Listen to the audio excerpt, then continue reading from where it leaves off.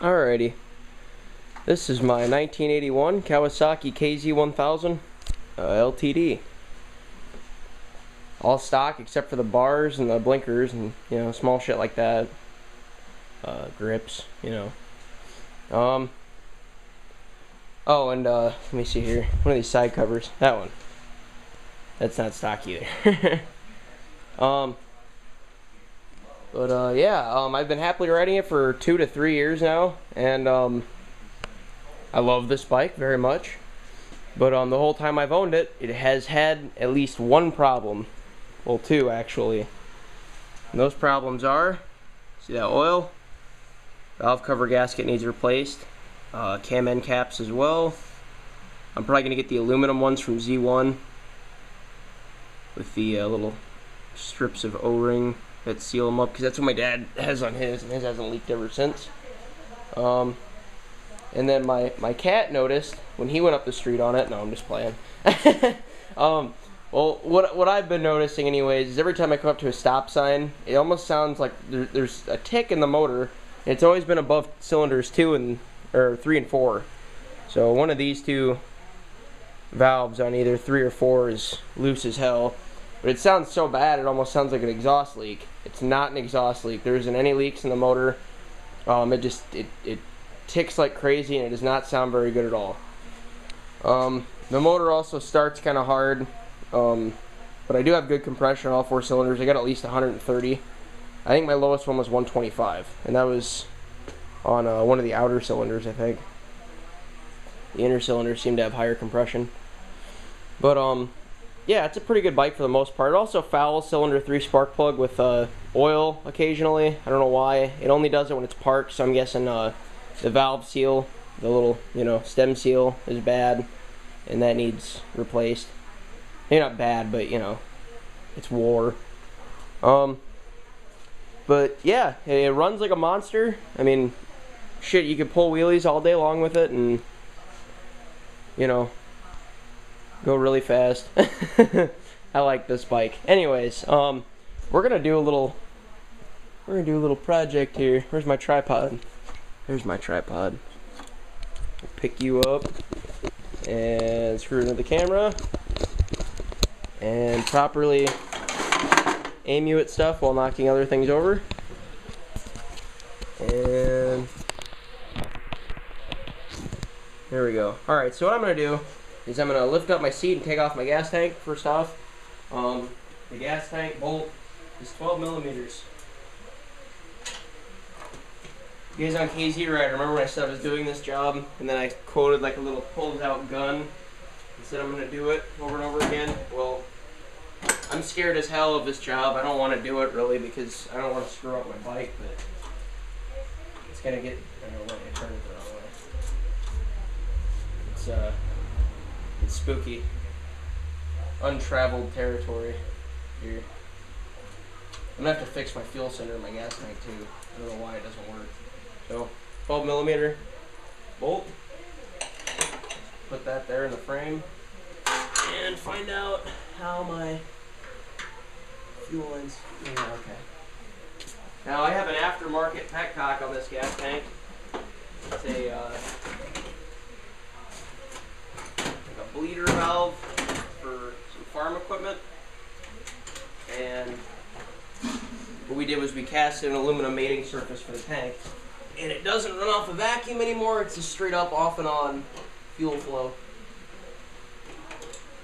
And I'll show you how that's done here in a second. No, I think that's good enough. Yep. Fuel cylinder hooked up.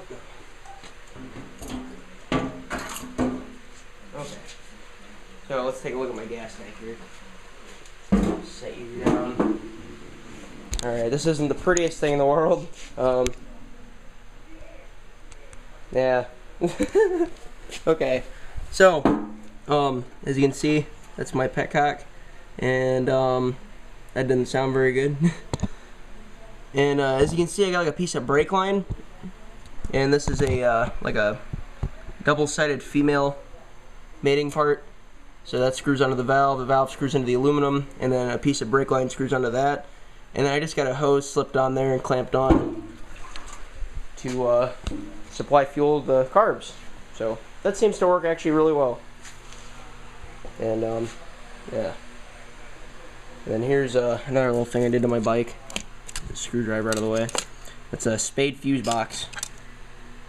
I haven't blown a fuse this whole summer actually. I used to desolder them all the time. That was a big problem. Also, the whole time I owned the bike, this panel full of relays was never screwed in properly. I mean, it flopped all over the place. Now it's solid. I got all the bolts in there, so it's neat. Slowly cleaning my bike up part by part. Alright, put this valve cover back on. Alright, that's on there. So what we're going to do now is probably, let's see here. I'm going to label my spark plug wires first. I don't want to mix them up. And I'm sure I'd figure it out pretty quick, but you know, it's just easier to do it now. So let's find a pen. Pencil will work too.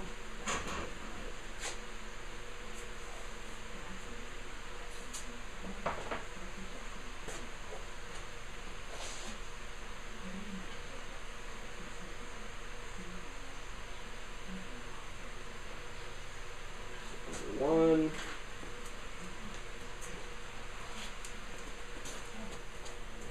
Thank you. This one's already labeled, so this was probably kind of pointless, but who cares? W2.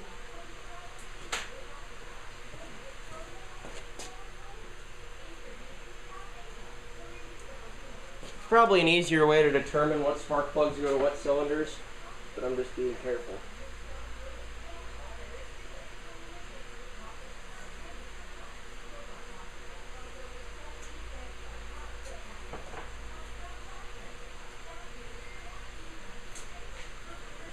Three.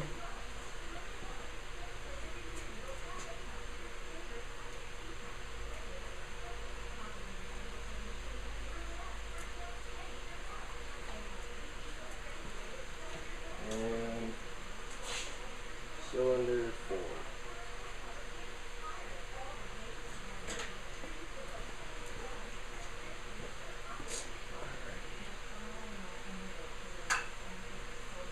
Now that all these are labeled, I can just go ahead and pull them all off and move on to the coils, which I'm going to have to label some wires there too. I think these are 10 millimeter, I'm not sure. Yep. Damn it. Of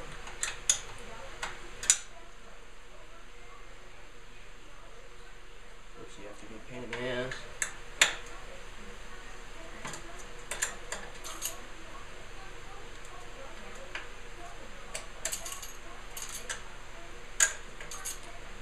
Now in the climber manual, for some reason, it says you have to remove the carburetors to do this job.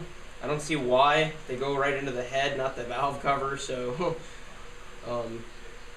we'll just leave those on there for now. If I gotta take them off, then I'll just take them off later, since I think I'm done riding for the season. It's pretty damn cold outside right now. It's vicious as hell.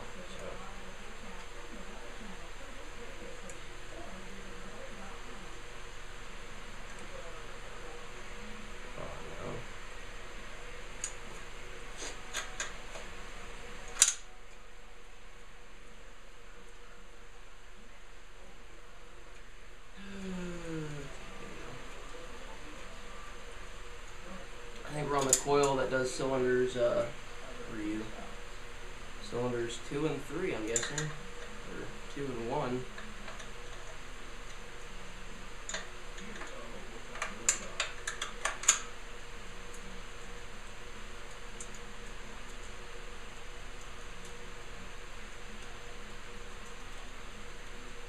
This is the boring part. You can probably fast forward a little bit. Me undoing these screws, or bolts. And let's find a little dish to put these in. 2 already and stuff.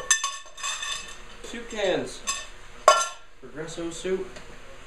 Damn. Alright, so yellow with black that looks like was grounded. And green and red. Alright. Yeah, I know how I'm going to do this. More labeling.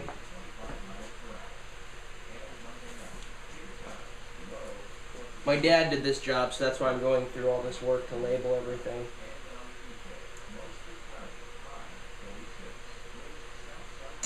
Red.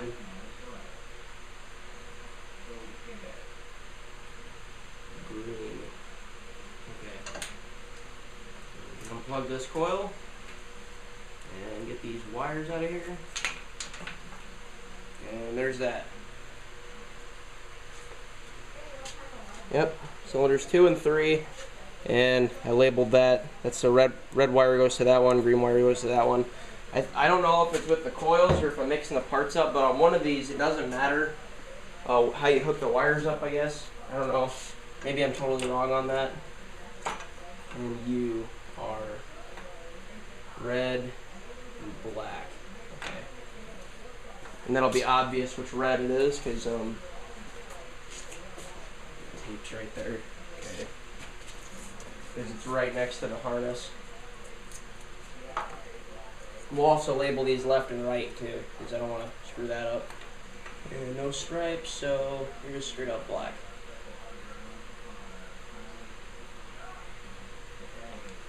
Black and red.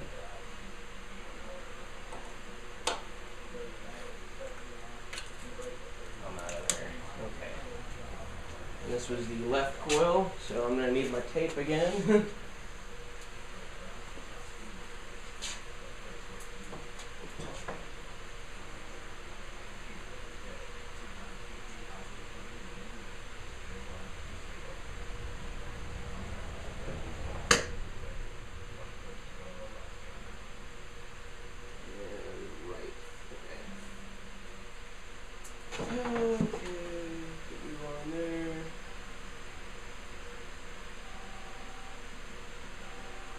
Alright, now that's done, we can move on to disconnecting this reed valve.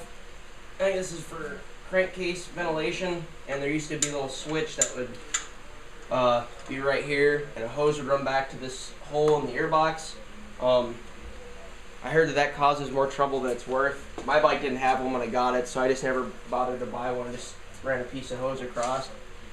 I think everything's kind of mostly out of the way. We'll see if I can clear this wiring harness after removing the valve cover itself. And I'm going to get a socket to do that. I got all new valve cover bolts already. I just never put them on. They're all Allen key too. Hex head, I think. I think they are. I don't know. That should look a little bit neater though. Find out where my sockets are. 10mm extension on it. And we'll grab a ratchet. Whatever the hell that is.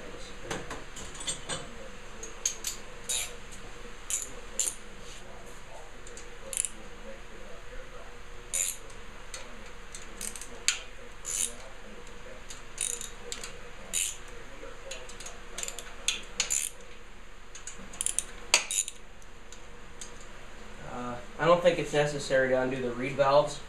We'll see in a second. I'll find out if the screws run through those or not.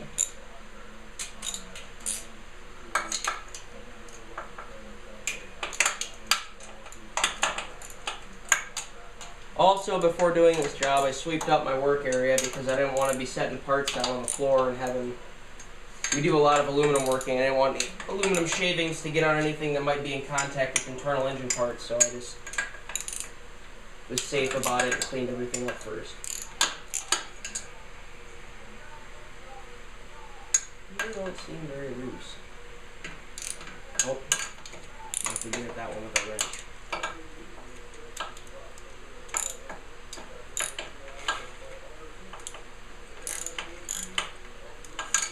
Alrighty, we got two that we gotta undo the wrench.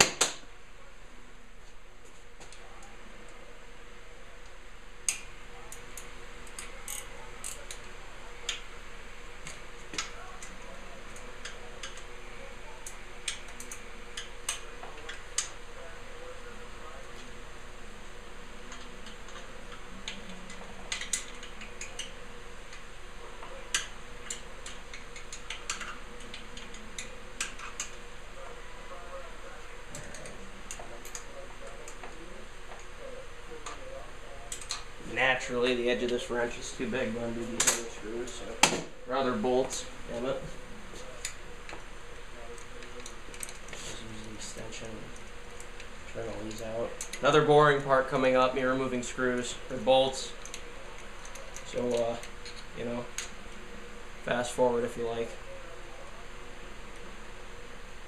I'll check and see how much time's left on the camera in a second here. I'm going to have to split this video up into multiple parts because I can't upload videos any more than 15 minutes.